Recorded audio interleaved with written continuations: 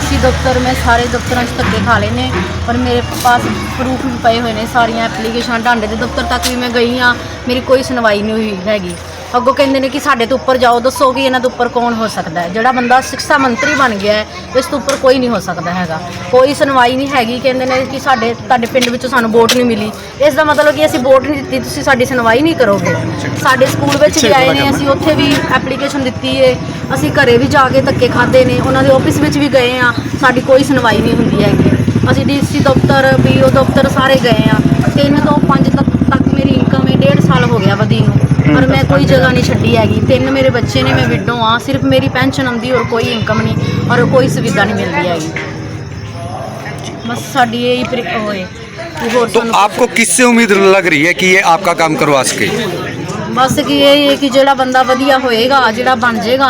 पर असी तो वैसे ही शुरू तो सानू काजल बटला अंकल बहुत पसंद सन टाइम से साडे सैन होंदे सन मतलब कि साडी पूरी अगों गए दी इज्जत होंदी सी। पर जो भी बंदा हुण अगों बनदा पिया कोई सानू सुविधा नहीं मिलती पई उन्हां तों। असी तो चाहुंदे आ कि अंकल ही आ जाए बस काजल बटला ही आ जाए बस। मेरी इनकम कम नहीं हो रही मेरी सिर्फ पेंशन है बुढ़ापा पेंशन लगी थी इन्होंने सरकारी जॉब भर रखी है रिटायर हो रही है ऐसे मतलब फैमिली आईडी में भर रखा है।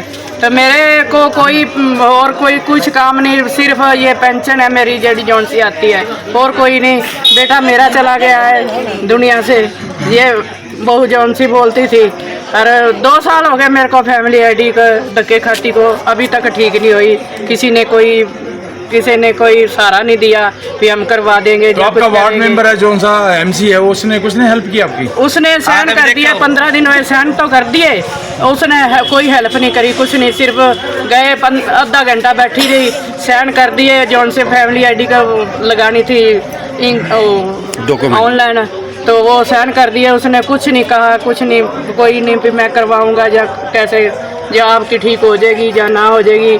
परसों मैंने ऑनलाइन चेक करवाई कोई कम नहीं हुई वैसे कि 3 से 5 लाख चल रही है तो पैसा कहाँ से आता है मेरे को तो कोई बेटा मेरा चला गया है और मैं विधवा हूँ मैं कोई बुढ़ापे में मेरी पेंशन लगी थी और अब मेरे विधवा होगी तो बुढ़ापे वाली पेंशन वो ही चल रही है। तो इन्होंने सरकारी जॉब भर रखी है कोई हमारे को कोई सुनवाई नहीं करता। काफी भावुक हो गए हैं आप कोई बात नहीं। और भी कोई महिलाएं होंगी अपनी अपडेट देंगी क्या समझते जी मेरे आदमी अच्छे दिन में गुजर गए थे और उसके साल भर हो गया कोई पेंशन नहीं कुछ नहीं ना लड़के की या लड़का है स्कूल में पढ़ाऊँ या कोठियों में काम करके मैं अपना मेहनत मजदूरी करके उसको वो करूँ। आते हैं प्लाट भी देंगे ये भी देंगे महीने का राशन भी देंगे लेकिन जी जाते हैं उसके बाद कोई नहीं आता जी। सुरभि शर्मा पे आपको एतबार है कि ये आपका साथ दे पाएंगे? देखो जी हम वोट ही को देंगे होगी हमारी ये सारे काम सही हो जाएंगे तो हम इनके साथ देंगे वोट इनको देंगे और किसी को क्यों देंगे?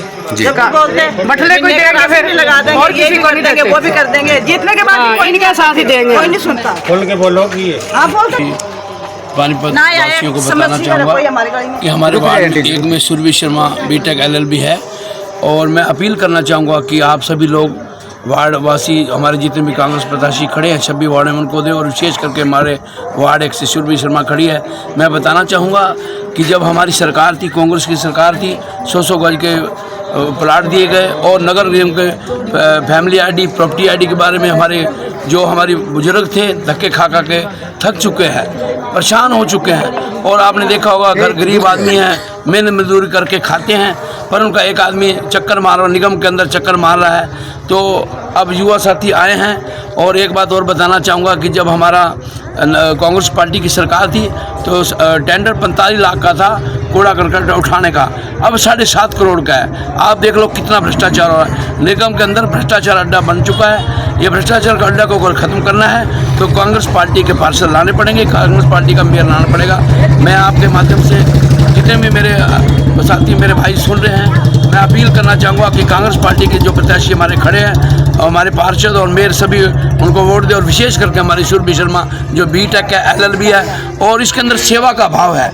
ये सदा हमारी गौशाला है उसके अंदर भी पढ़ाई करवाती है और भी बचपन से इसको शौक है। अंचल के अंदर इसका हमारा जो अंचल के अंदर विशेष करके जो लोगों को बिजली की समस्या थी इसने 1.5 महीना पूरा पूरा संघर्ष किया, लड़ाई लड़ी और लड़ाई करने संघर्ष के बाद जीती। और हमारे बिचपुड़ी गांव के अंदर बाहर मैंने पार्क बननी है और मैंने टेंडर भी लगवाया था 5 साल पहले जब हम थे तो हमने टेंडर लगवाया था। वो टेंडर भी लग गया, सब कुछ हो गया और कोर्ट में कुछ लोगों ने केस भी किया था, हम केस भी जीत गए, वो आज तक पार्क नहीं बना। और मैं विशेष करके आज मैं झुलापुर में खड़ा हूँ, मुझे बड़ा अंदर से आत्मा मेरी दुखी हो रही है कि यहाँ लाइट भी नहीं थी, लाइटें लगी हुई थी, सब कुछ था, जो चरमरा गई, हर चीज़ व्यवस्था चरमरा गई है। लोगों को लाइट जो खंभे आप नज़र मार के देख लो, लोग इतने परेशान हैं कि जो लाइटें भी नहीं लगी, सफाई भी नहीं है और नालियाँ भी इतनी गंदी हैं। जब हमारा टाइम था हमने बनवाई थी सड़कें, अब सड़कें भी नहीं हैं। तो अब हमारी सुरभि बेटी को बनवाएं, सुरभि बेटे को आप वोट दें, इसको बनाएं, ये पूरी लगन से निष्ठा से। और 5 साल जो आपने इसको वोट दिए तो सेवा करेगी। और आप समय है वोट की चोट से बदला लें, वोट की चोट से अगर बदला लेंगे तो आपका यही समय है। अगर आपने फिर धोखा खा लिया, अगर आपने फिर समय पर ध्यान नहीं किया और जो कैंडिडेट नहीं जीता है, फिर आप 5 साल देख लो, आपको पहले गलती हुई है, भूल हुई है, अब भूल को मत दोहराना। कांग्रेस पार्टी के पार्षद और मेरे को लाना। जय हिंद, जय आपने सर 10 मैनिफेस्टो में दिए हैं। एक मिनट मैडम, प्लीज एक मिनट प्लीज। सर वैसे मैं आपको इसी से अपना परिचय बताती हूँ। सबसे पहले मैंने यही लिखा अपने प्रत्याशी के बारे में जाने जी कि मेरा नाम सुरभि शर्मा है और मेरी शिक्षा बीटेक LLB है। ठीक है। मैं NSS में रही हूँ, स्टेट लेवल फुटबॉल प्लेयर भी रही हूँ और उसके बाद राधा कृष्ण गौशाला से जुड़ी हुई हूँ। मेरी अपनी पालनहार ट्रस्ट है, संस्था चलाती हूँ, लोगों के बीच में हूँ, सोशल वर्क करती हूँ और आज इसीलिए पार्षद का चुनाव लड़ रही हूँ क्योंकि लोगों की समस्याओं का समाधान नहीं हुआ है। गाँव में आए हैं, पहले भी आए थे, आज फिर आए हैं। जितनी माताएं हैं, बहनें हैं, इतनी भावुक हुई हैं, किसी की पेंशन नहीं बनी, किसी की मतलब वो विडो है, उनका ना बेटा है ना हस्बैंड है और उनकी फैमिली ID में मेंशन किया हुआ है कि वो सरकारी नौकरी करती हैं, 5 लाख रुपए उनकी तनख्वाह है। तो ये जो नगर निगम में भ्रष्टाचार है आईडियों का जी, इसको खत्म कराने के लिए आप लोगों को बदलाव लाना बहुत ही ज़्यादा ज़रूरी है। लोगों की समस्या मतलब जो गरीब हैं वो दिहाड़ी मजदूरी कर रहे हैं या वो नगर निगम के चक्कर काटते रहे अपनी आइडिया बदलवाने के लिए।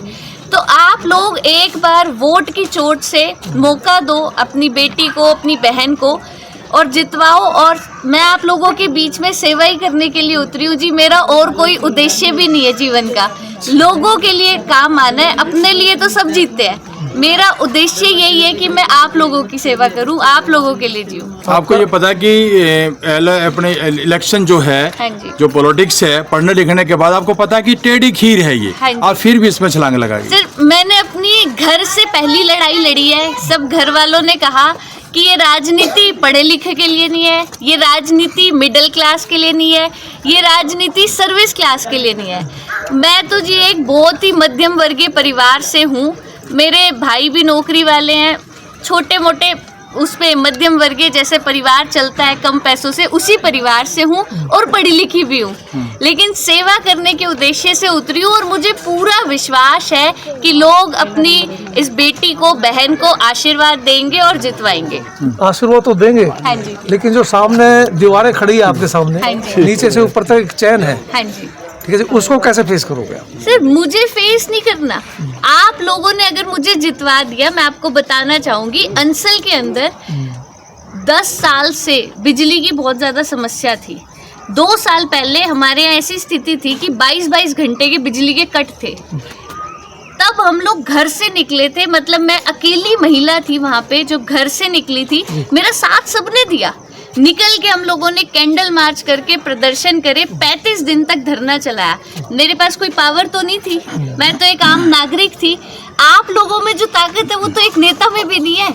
हम लोगों ने धरना दिया। मनोहर लाल खट्टर जी का तीज का प्रोग्राम था, उस दिन मुझे डिटेन कर लिया गया था, सारा दिन थाने में रखा था। इतनी डर गई थी सरकार मुझसे। तो जब हमारी इच्छा शक्ति थी उस काम को कराने की और लोगों का साथ था, हमने वो काम पूरा कराया। पूरे अंचल में 11 kVA का फीडर लगा, लोगों के आज मीटर लगे हुए, बिजली चल रही है सुचारू रूप से। तो जी दीवारें तो खड़ी होती है, अगर इच्छा शक्ति हो, दृढ़ संकल्प हो तो सब टूट जाता है। तो आपका हुड्डा जी ने ये स्पेशल जो सिंबल दिया आपको, हाँ जी, किस वजह से दिया है? सर पहले तो हुड्डा जी ने नहीं दिया, ये कांग्रेस पार्टी है, पार्टी सबकी है जी। किसी एक की नहीं है, सबकी पार्टी है, सारे नेता हमारे लिए बराबर है, सब सामान्य है। हाथ क्या संदेश देता है लोगों को? हाथ लोगों का साथ है जी, आप लोग हाथ से हाथ मिलाओ, हम आपके साथ हैं। ये जो मैनिफेस्टो है ये मेरा वार्ड नंबर 1 का स्पेसिफिक है। देखो कांग्रेस का मैनिफेस्टो है, बिल्कुल है जी, प्रॉपर्टी आईडी, नगर निगम को लेके, भ्रष्टाचार को लेके सारी चीजें हैं। ये स्पेसिफिकली आपके है। पूरे गांव में आप मुझे बता दो कौन सी स्ट्रीट लाइट सही से काम कर रही है। हर घर में अपनी प्राइवेट लाइट जल रही है, खंभों के ऊपर स्ट्रीट लाइट है पर जलती नहीं है। आप मेरे मैनिफेस्टो में पढ़ो, अजी जुल्लापुर के लिए स्पेशली मेंशन है, अजी जुल्लापुर में स्ट्रीट लाइट व ड्रेनेज की व्यवस्था।